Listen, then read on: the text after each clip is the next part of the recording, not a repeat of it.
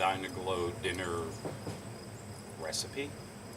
I'm doing a whole chicken again, and today I'm going to cook it in my Dutch oven without the lid. Not that it would fit anyway, but even if it did, I would not use the lid. It's going to add some of the smoke flavor, but it's not going to be overwhelming. So what I did is I've got this Panda Express Mandarin teriyaki sauce, which is phenomenal for chicken. Some butter, olive oil, which I don't have out here with me because I used what I need, and Grill Mates bacon chipotle seasoning. So what I did is I put the chicken with the olive oil and the teriyaki sauce, and I let it marinate for a few hours. Flipped it a couple of times over those couple hours, and there's about this much liquid in this Dutch oven. So what I'm going to do now is add the bacon chipotle. You don't need a lot, but I'm going to use a lot because you can't have too much bacon on anything.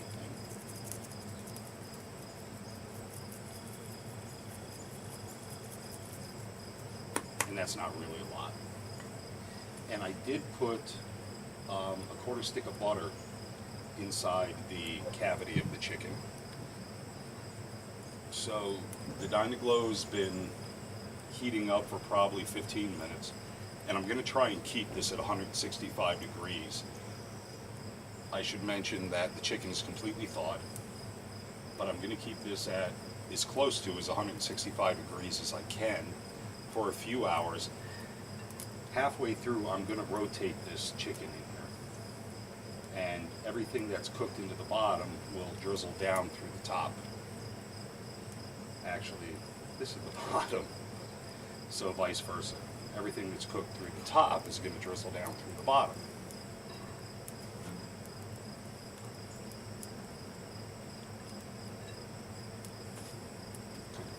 And I got to tell you, I really, really like this Dyna-Glo smoker. I plan on using this in the winter. I can't wait for a snowstorm to be out here cooking stuff on it. But I'll keep you guys posted, you know, as far as that goes. And for now, we're going to let this get going, and we'll be back to see how it looks in a little bit. I should also mention that I'm going to make some corn on the cob, and I have, it's an idea of mine. I'm going to try it and see how it turns out. I'll show you what I'm going to do when we get to that point. It's been about 45 minutes or so. The temperature in the Dyna-Glo is, let's see, 150, 55, 60, is about 170 degrees. So that's good. I'm happy with that. And if you've seen my last videos, for the air control that I built, the air control is closed all the way, and the chimney is closed halfway. I did fill the firebox up quite a bit, only because I didn't want to have to keep tending to it. I've been cutting firewood today and working in the garden and things like that, so I didn't want to have to worry about taking care of putting wood in this.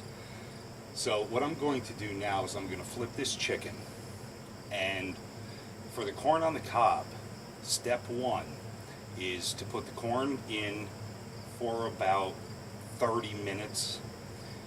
Actually at this temperature, 150 degrees would be fine, but 170 is going to be okay as well. So, and this is a two-part corn on the cob kind of thing.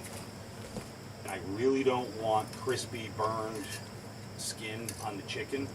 That's why there's so much liquid in this. Let's get some more of the bacon chipotle, and we'll put a these holes just don't get it done. We'll put a semi-generous amount of seasoning on that. And that's going to be good to go for now. So what we're going to do is put in this sweet corn.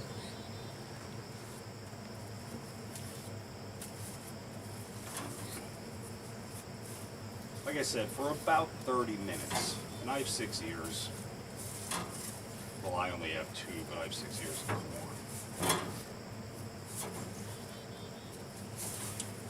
My grills are all clean and stuff, so anything that falls down there is going to be off of the corn. And I did rinse the corn off. So we're going to let this continue. And I should mention, in this cast iron pan above the firebox, I have half a stick of butter, bacon chipotle, and just a tinge of salt. So we're going to let this just warm up and liquefy, then we'll set it aside. And we'll be back and I'll show you what I'm going to do next. So it's been about 30 minutes since I put the corn in. And I've melted my butter, salt, and bacon chipotle. And I did add about a 1/3 cup of olive oil to here. So what we're going to do now is we're going to open this up and we're going to take the corn out, and it's going to be hot. And I'm going to flip it over on the side that was facing the heat, and I'm going to split this. Then I'm going to spread it open,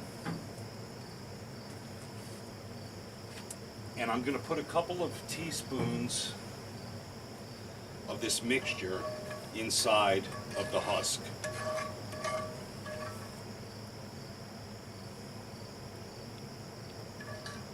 Just like this.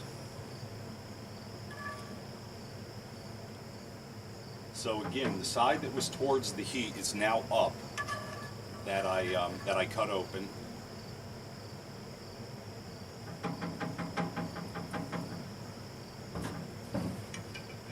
I'm going to put it back in with the open side up, of course, so that all the super yumminess does not run out, but gets cooked into the corn.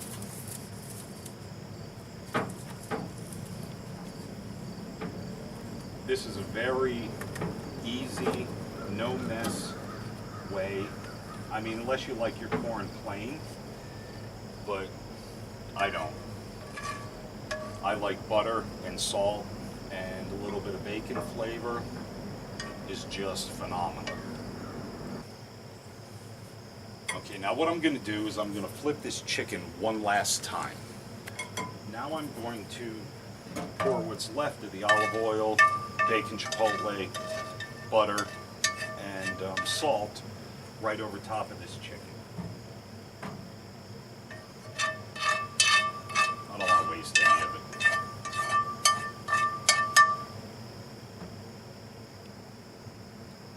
So now I'm going to let the corn cook about another 15 or 20 minutes, and the chicken probably has actually very close to another hour left. It's probably going to take closer to 4 hours to finish this. Again, I don't want it crispy, that's why I keep pouring all the juices and butter and olive oil and so forth on it. I want it tender and juicy. So we're going to close everything back up. The firebox I filled about 3/4 of the way with hardwood briquettes, and I did put a little bit of maple hardwood in there just to kind of coat it with the smoke flavor. It's not going to be overwhelming, but it's going to be great. Geez, I didn't realize how late it was getting. Been so busy the last couple of decades that it's ridiculous. So I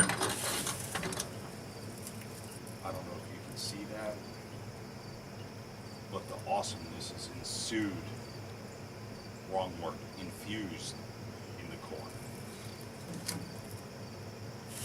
There's nothing left to do but peel the corn down and eat it. I hope it all fits on this plate. it will adjust. So yeah, this is awesome. The chicken is going to be too hot to pull out, but I gotta tell you, this, if you like teriyaki chicken with a little bit of bacon flavor to it, this is the way to go. Same thing with the corn. A little bacon chipotle to give it some kick, a little bit of salt, olive oil and butter, cooked inside the husk. Man, you just can't go wrong. And I didn't show it, but I know the corn is kind of a vegetable.